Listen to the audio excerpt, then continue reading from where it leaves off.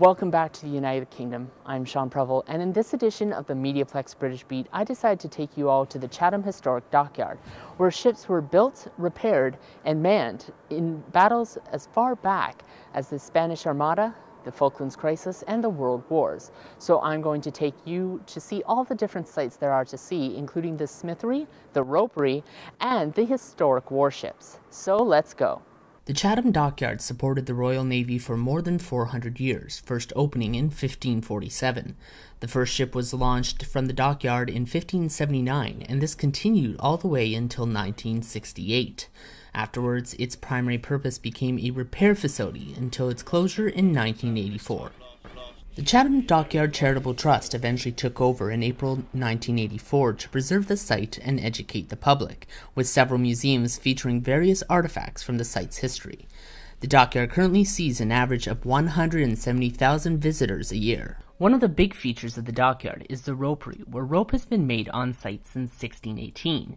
Chatham is one of only 4 original naval rope yards in operation, and the main ropery building, which is more than a quarter-mile in length, was built back in the Napoleonic Wars. 3 historic warships are also on the yard, with the oldest being the HMS Gannet, dating back to 1878.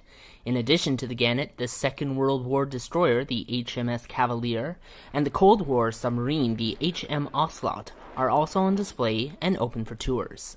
Duty manager Scott Belcher says what draws many to the dockyard is the family connection. Particularly anybody who's sort of local southeast, if you trace your family back far enough, you'll find somebody who was in the Navy or who worked at the dockyard at some point. So there's that family connection, but then it's an interesting place for any period of history from the 1500s right the way up to the Cold War and the Falklands conflict in 1982.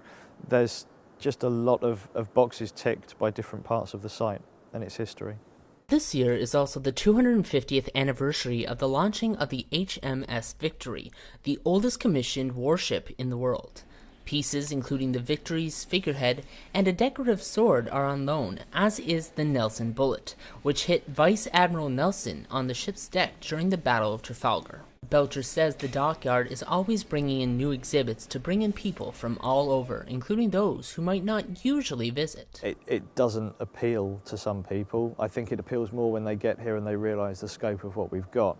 So those exhibitions are designed to bring people in who wouldn't normally come. Thank you for joining me on this tour of the Chatham Historic Dockyard for this edition of the MediaPlex British Beat. From Chatham in the United Kingdom, I'm Sean Prevel, back to the MediaPlex. Until next time.